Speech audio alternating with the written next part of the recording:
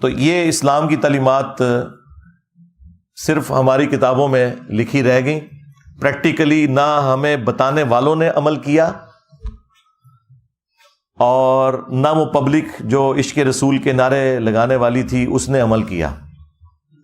ہاں، آپ نے پریکٹیکلی انسانیت کی قدر دیکھنی ہے تو ان ملکوں میں دیکھیں جنہیں آپ کافر ملک کہتے ہیں، وہاں تو جانوروں کی بھی قدر ہے۔ جنت پھر بھی تسی جانا ہے، پتہ لگ جائے گا کتنے جاندے ہو تسی۔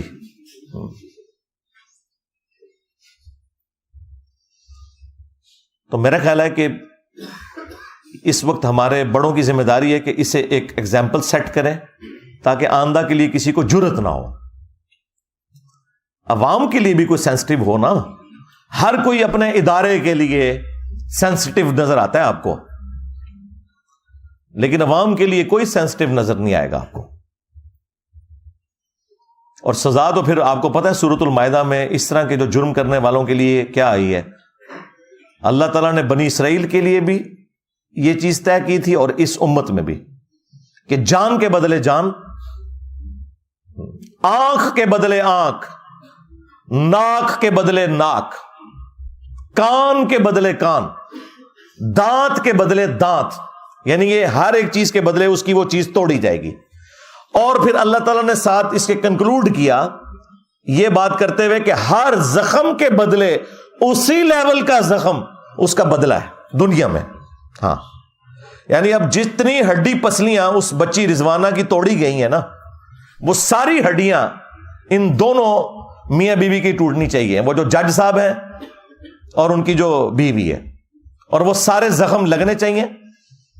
اور جس طرح اس کے زخم میں کیڑے پڑے، ان کو بھی چھوڑ دینا چاہیے کہ ان کے زخموں میں بھی کیڑے پڑے۔ لیکن اینڈ رزلٹ میں آپ کو ابھی بتا دیتا ہوں، وہ غریب لوگ ہیں بےچارے، پیسے لے کے صلح کر لیں گے۔ اچھا، یہ جو پیسے لے کے صلح کر لیتے ہیں نا، اور پھر کہتے ہیں کہ جی وہ شریعت نے اختیار دیا ہوا ہے ورثاء کو، بھئی یہ اس صورت میں ہے جب کوئی دل سے معاف کرے۔ آپ کے کیسز میں وہ جو شاہ زیب قتل کیس ہوا تھا، پیسے تو انہوں نے بھی لے لیے تھے، کیونکہ انہوں نے کہا کہ جو بچ گئے وہ تو بچے نا۔ اس طرح کے جو معاملات ہوتے ہیں نا، اس میں پھر اسٹیٹ کا کام ہے کہ وہ سامنے آئے اور ڈیٹرس کرے تاکہ آئندہ کسی کو جرت نہ ہو، انشور کرے کہ سزا ملے گی۔ ٹھیک ہے، پیسے بھی دلوائیں، ان کا علاج ہے، پہلے پیسے دلوائیں، اس کے بعد انہیں کہیں کہ یہ تو آپ کا معاملہ طے ہو گیا اس بچی اور اس کے ماں باپ کے ساتھ، ہاں اسٹیٹ کے ساتھ ابھی آپ کا معاملہ باقی ہے۔ جو آپ نے یہ وائلنس کی ہے اور اس کی وجہ سے پورے ملک کے اندر ایک جو دہشت کی فضا بن گئی ہے، اب آپ کے اوپر بھی ڈیٹرنس قانون کی ہونی چاہیے۔ تو اب آپ آئیں نا ذرا قانون کا سامنا کریں اور ان تمام سزاؤں سے آپ کو گزارا جائے۔ لیکن ہمارے بڑوں کی توجہ اس طرف بالکل ہوتی نہیں ہے۔ جب تک یہ اپوزیشن میں بیٹھے ہوتے ہیں اس وقت تک آپ کو اتنے لمبے لمبے درس دیں گے، بھاشن دیں گے، جیسے ہی حکومت میں آتے ہیں پھر اپنی سیٹ بچانے کے چکر میں ہر چیز کو اوور لک کرتے چلے جاتے ہیں۔ پھر جب سیٹ سے نکالے جاتے ہیں پھر اپوزیشن میں آتے ہیں، پھر یہ انسانی حقوق کی، ڈیموکریسی کی، بیسک ہیومن رائٹس کی، سوشل ویلیوز کی باتیں کرنا شروع کر دیتے ہیں۔ بس تقریریں کرنے کے لیے یہ لوگ جو ہیں وہ شیر ہیں، اور وہ بھی اس صورت میں جب یہ نکالے جاتے ہیں، جب سیٹ پہ بیٹھے ہوتے ہیں تو سانپ سونگا ہوتا ہے انہیں کہ بھئی یہ جو معاملات ہیں یہ اب آپ نے نہیں دیکھنے کہ آپ کے ساتھ اب آخرت میں کیا ہونے والا ہے، آپ کسی کو جواب دے نہیں ہو۔ اور اس میں میرا خیال ہے عوام الناس بھی مجرم ہے۔ ہمیں بھی چاہیے کہ جس طرح ہم بعض معاملات کو سوشل میڈیا کے اوپر ایک ہائپ کریٹ کرتے ہیں اپنے سیاست دانوں کی محبت کے اندر اور انہیں مسیحا ڈکلیئر کرتے ہوئے، وہ کام کرنے کا نہیں ہے۔ اصل کام کرنے کا یہ ہے کہ ایک عام آدمی کی آواز بنے۔ صحافیوں کا کام ہے کہ ایک عام آدمی کی آواز بنے، بجائے یہ کہ وہ پولیٹیکل پارٹیز کا ساتھ دیں۔ تو اس طرح کے معاملات کے اندر پھر آپ ذرا نظر رکھا کریں کون سے لوگ ہیں کہ جو واقعی اپ رائٹ لوگ ہیں اور اس طرح کے معاملات کو وہ اٹھاتے رہتے ہیں جب تک کہ کنکلوژن کی طرف نہ پہنچے۔ میں یعنی آپ کو دعوے سے کہتا ہوں اگر شاہ زیب خانزادہ نے شاہ زیب قتل کیس کو نہ اٹھایا ہوتا تو جتنی وہ تگڑی پارٹی تھی نا، وہ کبھی بھی اسے سزا نہیں ہونی تھی، اس نے اس معاملے کو ٹھنڈا نہیں ہونے دیا. ابھی بھی میں دیکھتا ہوں وہ رات کو اینڈ پہ پھر وہ ایک چھوٹا سا نا جب پروگرام ختم کرنے لگتا ہے نا پھر وہ ایک کیس چلا دیتا ہے اس کا, یہ رضوانہ کیس جو چل رہا ہے.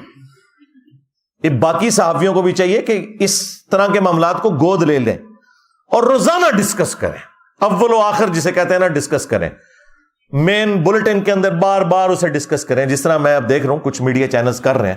بہت اچھی چیز ہے اور یہ میڈیا کی برکات ہے کہ آپ کو یہ چیزیں پتہ چل رہی ہیں, ورنہ آپ کے بڑوں نے تو آپ کو بس اسی کھاتے میں رکھا ہوا تھا کہ فوج کا پالیٹکس میں کردار ہونا چاہیے یا نہیں ہونا چاہیے. ہاں, عمران خان صاحب کو جیل جانا چاہیے کہ نہیں جانا چاہیے, نواز شریف صاحب کی سزائیں معاف ہونی چاہیے یا نہیں معاف ہونی چاہیے. بس آپ کو اس طرح کے معاملات کے اندر انہوں نے بیزی رکھا ہوا ہے اور اصل جو معاملات ہیں اس سے نگاہ ہٹائی ہوئی ہے. تو میں نے یہ ضروری سمجھا, میں نے بڑا ٹھنڈا کر کے اس معاملے کو, میں فوراً کوئی ورڈکٹ نہیں دیتا اس لیے کہ بعض اوقات فیک نیوز بھی آ جاتی ہیں. ابھی بھی کچھ نیوز ایسی ہیں جو مارکیٹ میں چل رہی ہیں, لیکن میں ان کے اوپر اس لیے بات نہیں کر رہا کہ جب تک وہ معاملات کلیئر ہو کے سامنے نہیں آتے نا اس وقت تک کوئی ورڈکٹ اختیار کرنا وہ پھر خام خواہ ایک غلط چیز کو فیم دینے والی بات ہوتی ہے. میں اشارتاً بات کر رہا ہوں, وہ انشاءاللہ تعالی جب معاملات میچور ہوں گے تو میں اس کے اوپر بھی کوئی نہ کوئی ورڈکٹ دوں گا.